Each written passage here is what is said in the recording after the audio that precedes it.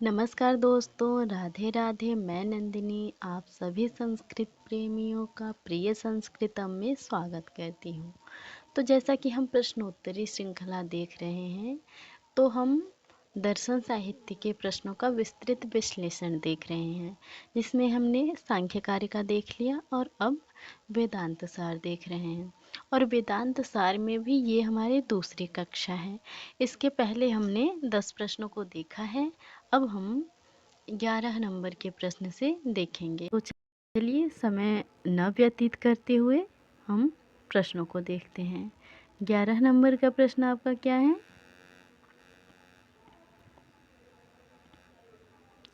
गुरुपदिष्ट वेदांत वाक्येषु विश्वासः किम कथ्यते। यह जो है लक्षण किसका है? मुमुक्षुत्वम का है, उपरति का है, श्रद्धा का है अथवा सम का है। आपके 4 ऑप्शन दिए हुए हैं, आपको सही विकल्प चुनना है।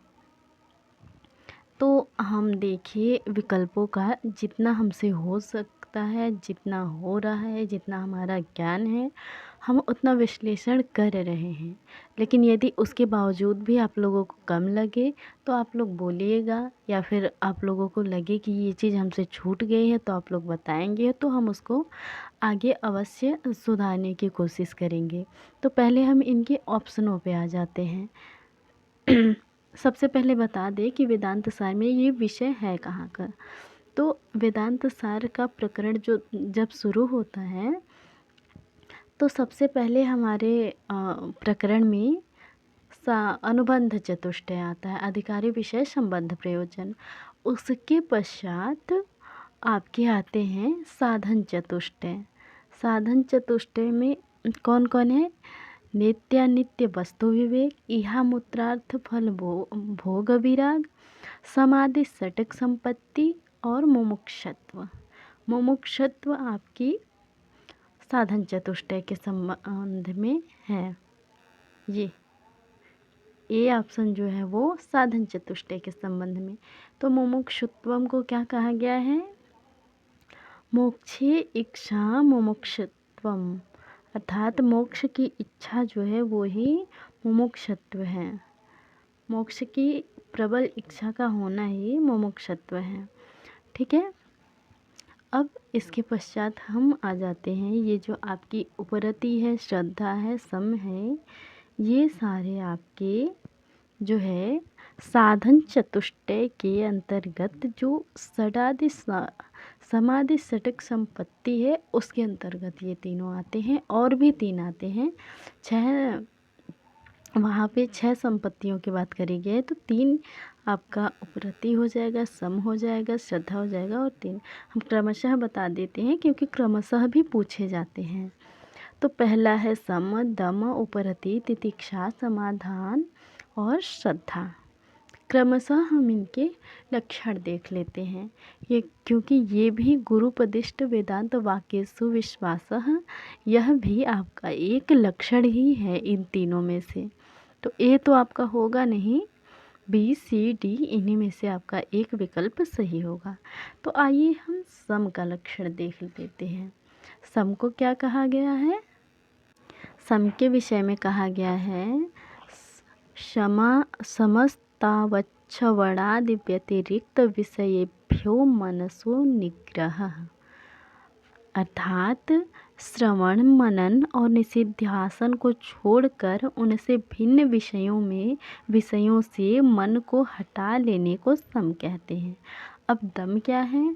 तो दम के विषय में कहा गया है दमो बाह्य इंद्रियाणाम तद व्यतिरिक्त विषयेभ्यो निवर्तनम, अर्थात स्रोत आदि बाह्य इंद्रियों को श्रवण आदि के अतिरिक्त हमने सम का देख लिया।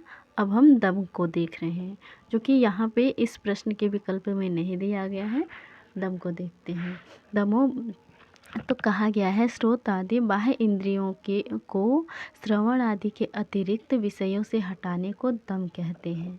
अब इसके बाद आपका बी विकल्प है उपरति। उपरति को क्या कहते हैं? उपरति के विषय में कहा गया है विहितानां कर्मणां विधिना परित्यागः, अर्थात या उसको कह सकते हैं निवर्तितानाम एतेषां तद्व्यतिरिक्त विषयेभ्य उपरमणम उपरति अथवा विहितानाम कर्मणाम विधिना परित्यागः। यह जो है लक्षण आपका उपरति का है। तो अभी हमसे जो है हमने देख लिया, उपरति का भी देख लिया।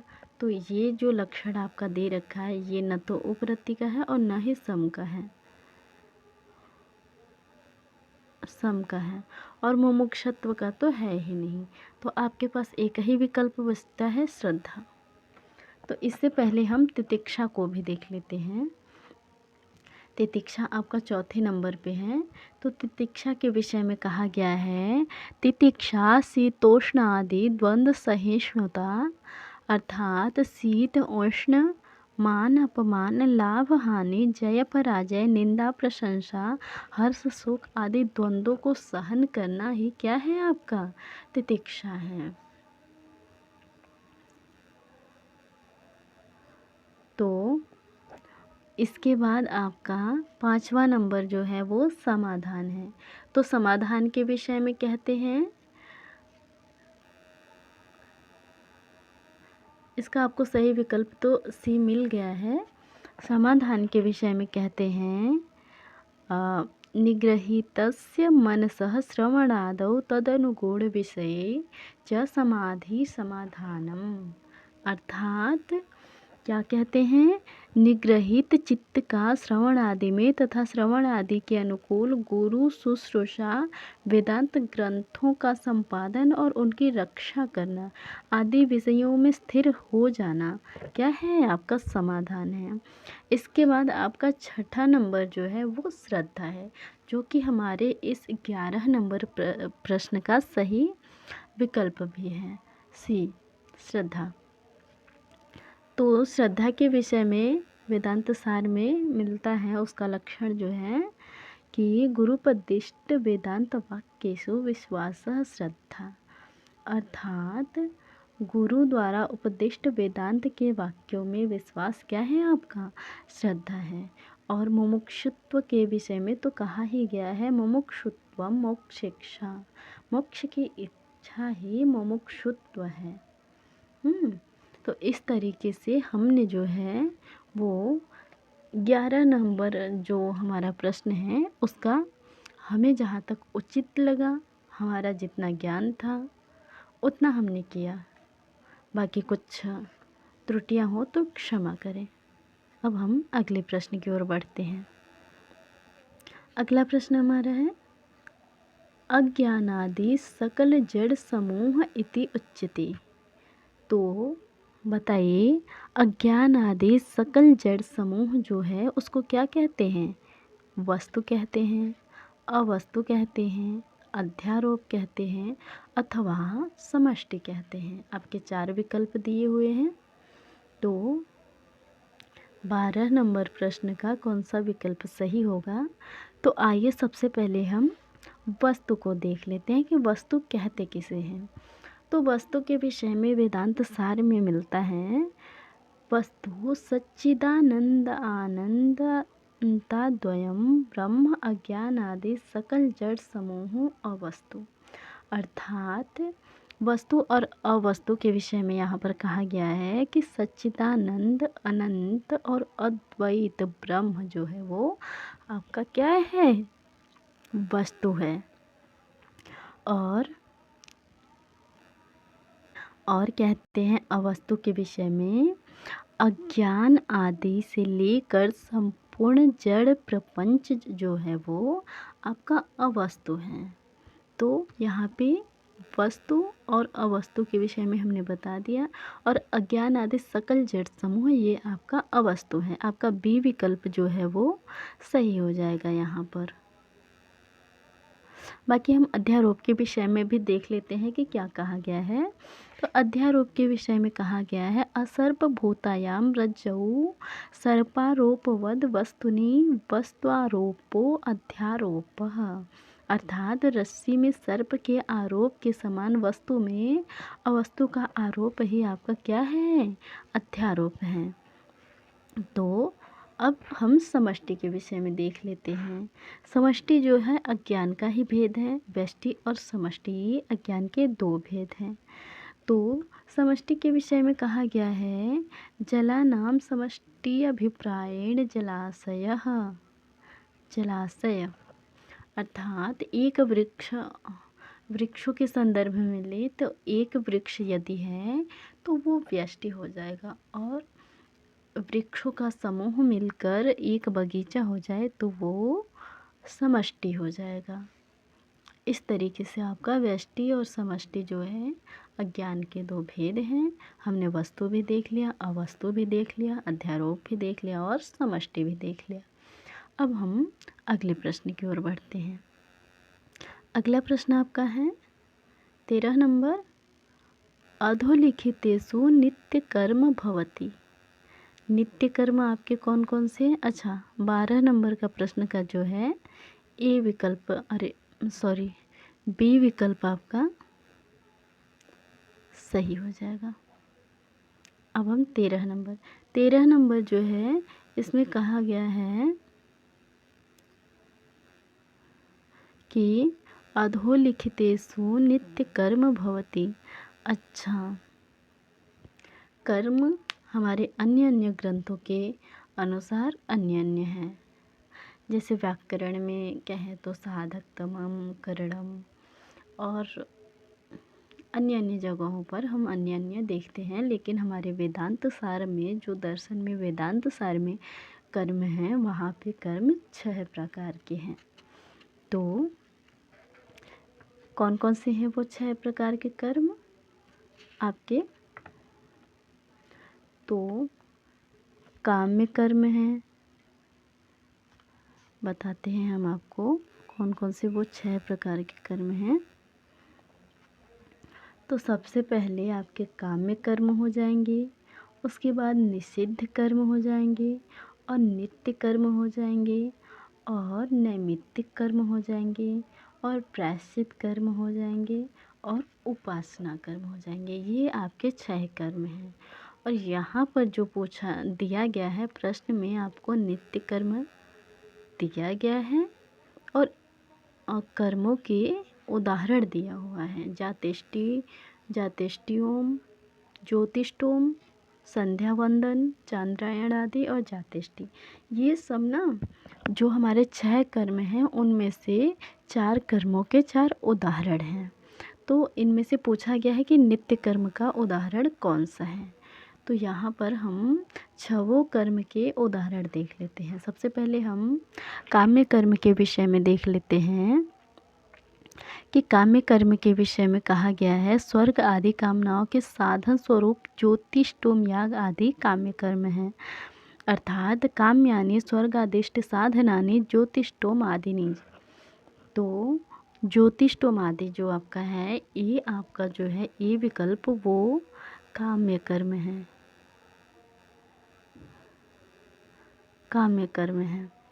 और इसके बाद आपका आ जाता है दूसरे नंबर पे निषिद्ध कर्म।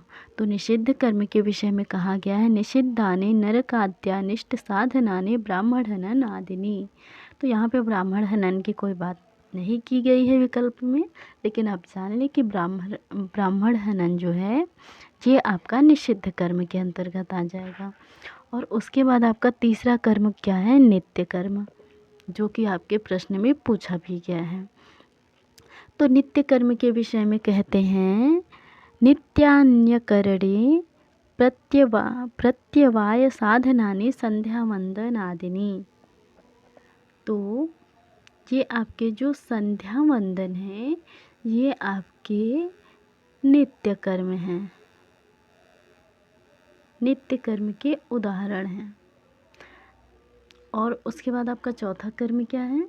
तो चौथा कर्म जो है वो नैमित्तिक कर्म है। नैमित्तिक कर्म के विषय में क्या कहा गया है? नैमित्तिकानि पुत्र जन्माद्यनुबंधिनी जातेष्ट्यादिनी। अर्थात जातेष्टि या जो है डी नंबर आपका जो विकल्प है वो आपका नैमित्तिक कर्म है। इसके बाद आपका 5वां जो है प्रायश्चित कर्म। प्रायश्चित कर्म के विषय में कहा गया है पाप क्षया साधनानि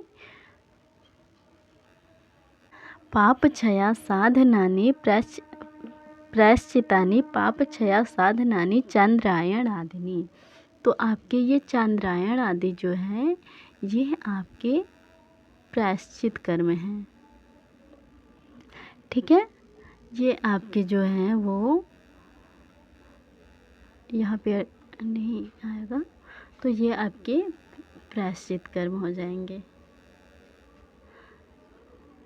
तो इस तरीके से हमारे, और अभी हमारी एक कर्म और बचे हैं, उपासना कर्म। छठे नंबर का जो कर्म है वेदांत सार में उपासना कर्म। उपासना कर्म के विषय में कहा गया है उपासनानि सगुण ब्रह्म विषय मानस व्यापार रूपाणी सांडिल्य विद्या आदिनी। और उपासना कर्म का जो उदाहरण है वो सांडिल्य विद्या आदि है। तो यहाँ पर आपका सही विकल्प हो जाएगा बी, संध्या वंदन जो है नित्य कर्म का उदाहरण है। इस तरीके से हमने 6 कर्म और उनके उदाहरण और उनकी परिभाषा वगैरह देख लिया। अब हम अगले प्रश्न की ओर बढ़ते हैं। आपका जो 14 नंबर का प्रश्न है, 14 नंबर का प्रश्न है जो इसमें पूछा जा रहा है अजहद लक्षणाया उदाहरणं भवति। तो वेदांत सार में लक्षणा के विषय में भी चर्चा करी गई है, 3 प्रकार के लक्षणा के विषय में। तो देखते हैं। और हाँ, यहाँ पे पूछा गया है अजहद लक्षणा का जो उदाहरण है वो इनमें से कौन सा है। सोड़ो धावती है, तत्वमसि है, देवदत्त सोयम देवदत्त है, या गंगायाम घोष है। तो यहाँ पर आपका हम देख लेते हैं अजहद लक्षणा का उदाहरण क्या है। सबसे पहले हम लक्षणा को ही देख लेते हैं। लक्षणा को ही देख लेते हैं कि हमारे वेदांत सार में लक्षणा के विषय में क्या कहा गया है। अच्छा, जो है लक्षणा 3 प्रकार की होती है। कौन कौन सी? जहद लक्षणा, अजहद लक्षणा और जहद जह लक्षणा। ये 3 प्रकार के लक्षणा आपके वेदांत सार में मिलते हैं। अन्य अन्य जगहों पर भी अन्य अन्य तरीके से लक्षणा मिलती हैं, हम उनकी बात नहीं कर रहे हैं, लेकिन वेदांत सार में हमारे जो 3 प्रकार के लक्षणा दिए गए हैं हम उनकी बात कर रहे हैं इस प्रश्न में जो पूछा गया है। तो सबसे पहले यहाँ पे तो अजहद लक्षणा के विषय में पूछा गया है, लेकिन हम जहद लक्षणा के विषय में भी थोड़ी सी चर्चा देख लेते हैं। जहद लक्षणा के विषय में कहा गया है वाच्यार्थम शेषतः परित्यज्य तत्संबंधिनी अर्थांतरे वृत्तिर्जह लक्षणा। अर्थात वाच्यार्थ का पूर्ण रूप से परित्याग करके वाच्यार्थ से संबद्ध किसी दूसरे अर्थ का बोध कराने वाली वृत्ति जो होती है वो जहद लक्षणा कहलाती है। इसको लक्षण लक्षणा भी कहते हैं। आपका जो पहला नंबर का है जहद लक्षणा, उसको लक्षण लक्षणा भी कहते हैं। जैसे उसका उदाहरण क्या है, गंगायाम घोषः। यह जो है आपका जहद लक्षणा अथवा लक्षण लक्षणा का उदाहरण है, जिसको हम जहद लक्षणा अथवा लक्षण लक्षणा भी कह सकते हैं। और इस वाक्य में गंगा शब्द जो है अपने वाच्यार्थ का पूर्णतया परित्याग करके अपने से संबद्ध गंगा तट रूप अर्थांतर का लक्षणा से बोध कराता है। ठीक है, इतनी बातें तो हो गई जहद लक्षणा अथवा लक्षण लक्षणा के विषय में। और गंगायाम घोष आपका लक्षण लक्षणा अथवा जहद लक्षणा का उदाहरण है। अब हम आ जाते हैं अजहद लक्षणा के विषय में, क्योंकि यहाँ पे जो उदाहरण दे रखे हैं वो तीनों लक्षणा के दे रखे हैं, तो हमें लक्षणा के तीनों जो हैं भेद उनको देख लेना चाहिए एक बार। और हाँ, अब हम दूसरा जो है हमारा लक्षणा उसके विषय में देखते हैं। अजहद लक्षणा जो कि हमारे प्रश्न में पूछा भी गया है। अजहद लक्षणा के विषय में तो अजहत लक्षणा के विषय में क्या कहते हैं? कहते हैं वाच्यार्था परित्यागेन तत्संबंधिनी वृत्तिरजहत लक्षणा। अर्थात वाच्यार्थ का बिना परित्याग किए हुए वाच्यार्थ से संबद्ध अर्थ का बोध कराने वाली वृत्ति जो है अजहत लक्षणा कहलाती है। इसको उपादान लक्षणा भी कहते हैं। जहत लक्षणा को लक्षण लक्षणा भी कहते थे और अजहत लक्षणा को उपादान लक्षणा भी कहते हैं। उदाहरण इसका क्या है? सोड़ो धावती। अब तो आपको सही विकल्प मिल गया, लेकिन आगे देखिए, अर्थात लाल दौड़ रहा है। घुड़दौड़ के अवसर पर किसी ने पूछा कौन सा घोड़ा दौड़ रहा है? इसके उत्तर में किसी ने कहा लाल दौड़ रहा है। सोड़ो धावती, इस उदाहरण में सोड़ वर्ड जो है जड़ होने के कारण धावती क्रिया के कर्ता रूप से वाच्यार्थ में अन्वित नहीं हो सकता है।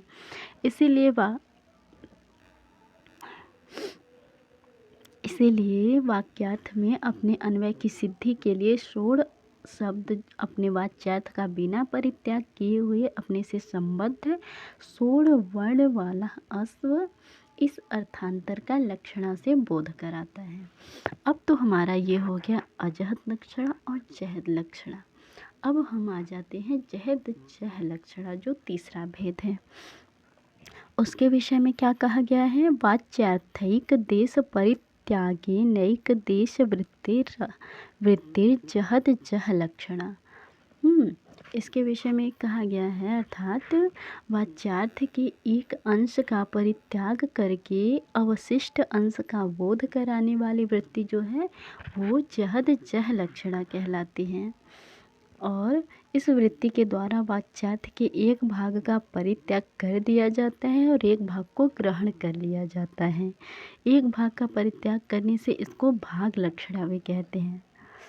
तो हमारा जो जहत लक्षणा था उसको हम लक्षण लक्षणा भी कहते थे, अजहत लक्षणा को हम उपादान लक्षणा भी कहते थे और जहद जह लक्षणा को हम भाग लक्षणा भी कहते हैं। भाग मात्र को ग्रहण करने से भाग लक्षणा कही जाती है। उदाहरण है इसके देवदत्त, सोयम देवदत्त और तत्त्वमसि। ये आपके बी और डी जो है उदाहरण, ये दोनों आपके तीसरे नंबर के जो लक्षणा हैं जह लक्षणा, उसके उदाहरण हैं। तो इस तरीके से हमने लक्षणा को वेदांत सार के अनुसार देखा और इस प्रश्न के अनुसार आपका जो सही विकल्प हो जाएगा वो ए हो जाएगा। अजहत लक्षणा का उदाहरण जो है वो सोड़ो धावती है। अजहत लक्षणा को उपादान लक्षणा भी कहते हैं। तो उम्मीद है कि व्याख्या करने लायक जो भी बातें रही होंगी व्याख्या करने की दृष्टि से जितना उचित रहा होगा हमने उतना किया। अब हम आगे बढ़ते हैं। अगला प्रश्न आपका क्या है? 15 नंबर का प्रश्न। तो 15 नंबर का आपका जो प्रश्न है इसमें कहा गया है अधोलिखितेषु साक्षात्कारोपयोगी भवति। इनमें से साक्षात्कार में उपयोगी, ब्रह्म के साक्षात्कार में उपयोगी जो है कौन सा है? तो अपूर्वता है, उपक्रम है, फल है, निषिध्यासन है, कौन है? तो सबसे पहले हम देख लेते हैं कि ये सब विषय जो है कहाँ आते हैं। तो अपूर्वता, फल और उपक्रम, ये आपके तीन जो हैं,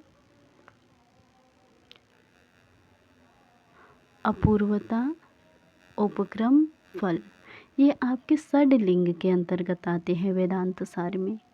और उसके बाद आपका जो है निषिध्यासन जो है वो ब्रह्म के आत्मदर्शन के उपाय के अंतर्गत आते हैं, जिसमें चार आत्मदर्शन के उपाय में 4 उपाय हैं, श्रवण, मनन, निषिध्यासन और समाधि अनुष्ठान।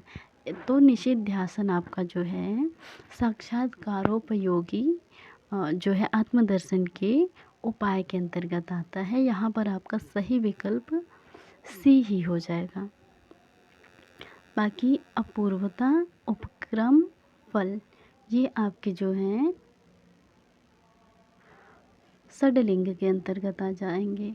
तो आत्मदर्शन के अन्य उपाय चारों में निषेध्यासन एक है, तो बाकी 3 कौन कौन से हैं? तो श्रवण, मनन और समाधि अनुष्ठान, ये आपके हैं। तो इसके बाद हम अपूर्वता के विषय में देख लेते हैं कि अपूर्वता क्या है। अपूर्वता के लिए कहा गया है, सबसे पहले षडलिंग के हम 6 प्रकारों को देख लेते हैं। उपक्रम और उपसंहार, अभ्यास, अपूर्वता, फल, अर्थवाद और उपपत्ति। ठीक है, तो उपक्रम अथवा उपसंहार के विषय में कहा गया है, तत्प्रकरण प्रतिपाद्यस्यार्थस्य तदात्यन्तयोरुपपादन उपक्रमोपसंहारो, अर्थात 6 लिंगों में प्रकरण में प्रतिपादन योग्य पदार्थ का उसके प्रारंभ एवं अंत में प्रतिपादन करना क्रमशः उपक्रम या उपसंहार है।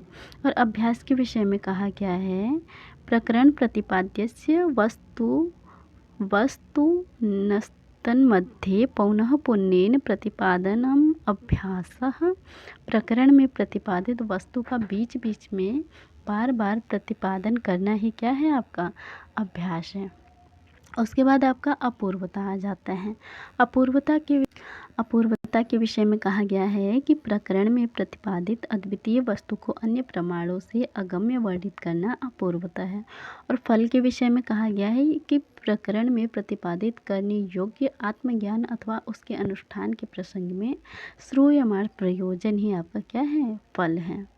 तो और उसके बाद उपपत्ति के विषय में कहा गया है कि प्रकरण में प्रतिपादन योग्य अद्वितीय वस्तु परम ब्रह्म को प्रमाणित सिद्ध करने के लिए प्रकरण में प्रतिपादन योग्य अद्वितीय वस्तु परम ब्रह्म को प्रमाणित एक मिनट हम बता रहे हैं। उपपत्ति क्या है? प्रकरण में प्रतिपादन योग्य अद्वितीय वस्तु परम ब्रह्म को प्रमाणित सिद्ध करने के लिए यत्र तत्र जो तर्क एवं युक्तियाँ प्रस्तुत की जाती हैं वही आपकी क्या है? उपपत्ति है। तो हमारे षडलिंग भी हो गए और आत्मदर्शन के 4 उपाय थे, हमने उसको भी बता दिए। तो अब हम आगे बढ़ते हैं। प्रश्न नंबर 16, यहाँ पर आपका सही विकल्प सी है। इस प्रश्न का 16 नंबर क्या है? अधस्तनेषु साधन चतुष्टय अंतर्भवति। अभी हमने साधन चतुष्टय के विषय में पढ़ा है। अनुबंध चतुष्टय अलग है और साधन चतुष्टय आपका वेदांत सार में अलग है। साधन चतुष्टय के अंतर्गत आपके आ जाते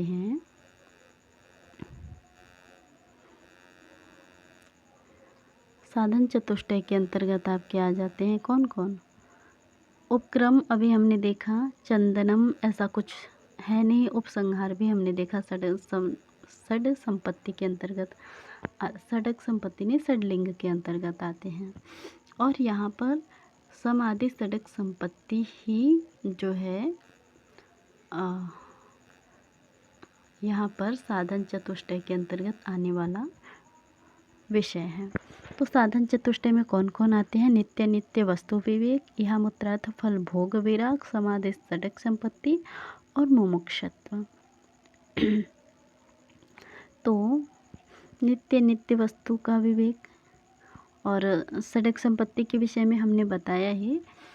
इसके पहले जो प्रश्न था उसमें हमने बकायदा बताया कौन कौन से हैं। सम, दम, उपरति, तितिक्षा, समाधान और श्रद्धा, ये आपके 6 संपत्तियां हैं षडक संपत्ति के अंतर्गत। इनकी परिभाषाएं भी हमने बकायदा बता रखा है, तो आप उसको पहले देखेंगे तो आपको समझ में आ जाएगा। तो अब मुझे लगता है वीडियो बहुत बड़ी हो जाएगी यदि हम और करेंगे तो आगे के प्रश्न हम अगली कक्षा में देखते हैं। 16 नंबर प्रश्न तक हमारा हो चुका है और इसका सही विकल्प आपका ए हो जाएगा। तो आप लोग देखिएगा, उम्मीद है आप लोगों को कक्षा अवश्य पसंद आए और कमेंट करिए, लाइक करिए, सब्सक्राइब करिए, चैनल पर बने रहिए। धन्यवाद।